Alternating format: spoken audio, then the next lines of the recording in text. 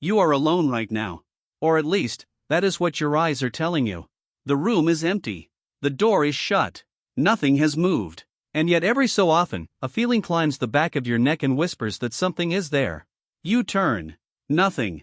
An empty hallway, a still curtain, the same quiet you started with. You tell yourself it was nothing.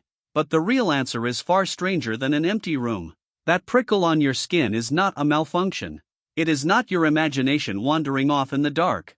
It is one of the oldest and most carefully built alarm systems your body owns, and it has been running, without a single pause, for millions of years.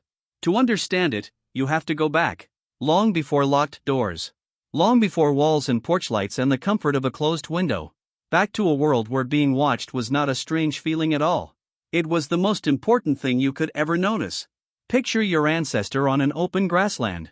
Tall grass in every direction. The sun low. Somewhere in that grass, maybe, is something with teeth. Your ancestor cannot see it. But if it can see your ancestor, the next few seconds decide everything. So the brain that survived was not the calm one. It was the twitchy one. The one that felt the weight of unseen eyes a half second before the eyes were ever confirmed. Do you see how that works? The nervous brain lived long enough to pass its wiring down to you. And the wiring is exquisitely tuned to one thing above all others. Eyes. Look closely at a human eye and you will notice something almost no other animal has. A wide band of white around the colored center. That white is called the sclera, and in most animals it is hidden or dark, because a visible white eye gives away exactly where you are looking. The anthropologist Michael Tomasello proposed what he called the cooperative eye hypothesis, the idea that humans evolved bright, exposed eyes precisely so that others could follow our gaze. Your eyes are built to be read. Which means everyone else's eyes are built to be read by you. So your brain became a gaze-reading machine. The neuroscientist David Perrott, studying the brains of primates, found individual cells in a region of the temporal lobe that fired not just at the sight of a face, but at the precise direction a face was looking. One cell for eyes turned toward you. A different cell for eyes turned away. Your brain does not treat a stare as ordinary visual information. It treats it as an event. A direct gaze locks onto a fast, ancient circuit that runs underneath your conscious thought, and it can flag a pair of watching eyes before you have any idea you have seen them. This is why a stranger looking at you across a crowded room can pull your attention like a hook, even when you were not looking for them. Your slow, thinking mind did not find them. Your old, fast alarm found them first, and then told you where to look. But here is where the system reveals its strangest habit. It would rather be wrong 100 times than miss once. Think about the cost of those 2 mistakes. Your ancestor hears a rustle in the grass. The brain has 2 options. It can assume wind and relax. Or it can assume a predator and freeze.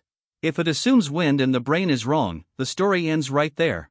If it assumes a predator and the brain is wrong, the only cost is a wasted flinch and a slightly faster heartbeat. One mistake is fatal. The other is free. So which way would evolution bend you? It would bend you toward the flinch.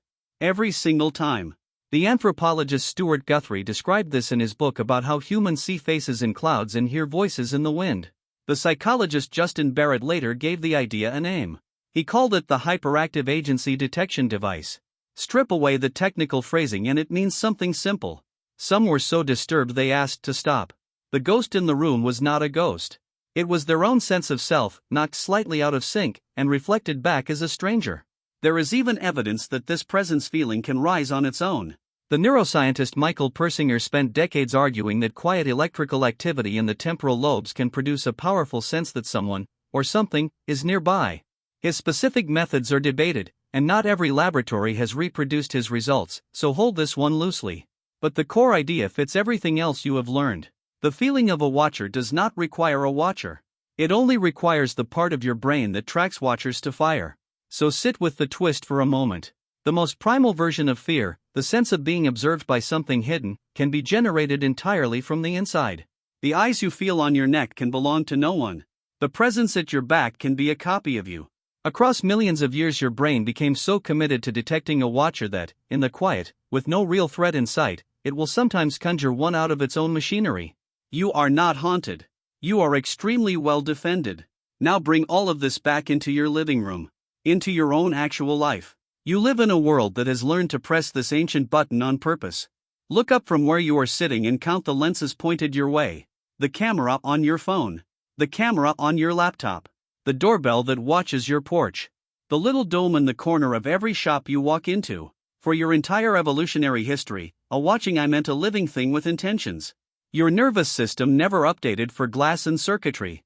Some quiet part of you still treats every lens as a creature, still keeps a faint tally of all the eyes that might be on you, even when you know they are only machines. You have a built-in tendency to assume that ambiguous things in your environment are alive, aware, and aimed at you. A shadow becomes a person. A creak becomes a footstep. A patch of darkness becomes a presence. Your brain is not broken when it does this. It is doing exactly the job it was shaped to do, which is to keep you alive by guessing in the most dangerous direction possible. And for most of human history, that guess was the right one to make. The feeling of being watched usually meant you were. But there is a second, far stranger layer to this. Because sometimes the watcher your brain detects is not out there in the room at all. In a laboratory in Switzerland, the neuroscientist Olaf Blanke studies how the brain builds your sense of having a body, of being a single self located in one place. There is a region tucked behind and above your ear called the temporoparietal junction, a kind of crossroads where your brain stitches together signals about where your limbs are, where your body ends, and where the space around you begins. When Blanke and his team gently stimulated that region in certain patients, something uncanny happened. The patients suddenly felt that another person was standing right behind them. Silent, close, mirroring their exact posture. There was no one there. The presence they felt with absolute certainty was their own body, copied and pushed just outside the boundary of where they ended. To test it further, Blanke's team built an experiment with healthy volunteers and a robot. A person moved their hand at the front of a machine, and the machine reached out and touched them on the back in perfect time with their movement. As long as the touch matched the motion, nothing strange happened. But the moment the researchers added a small delay, so that the touch on the back arrived a fraction of a second late, the volunteers were gripped by an eerie conviction. They felt that someone unseen was standing behind them. And it does change how you behave.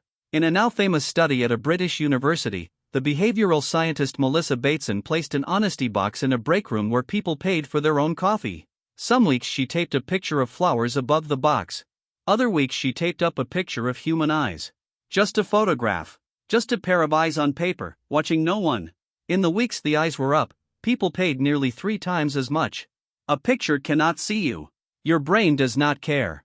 Show it eyes and it straightens its back and behaves as though it is being judged.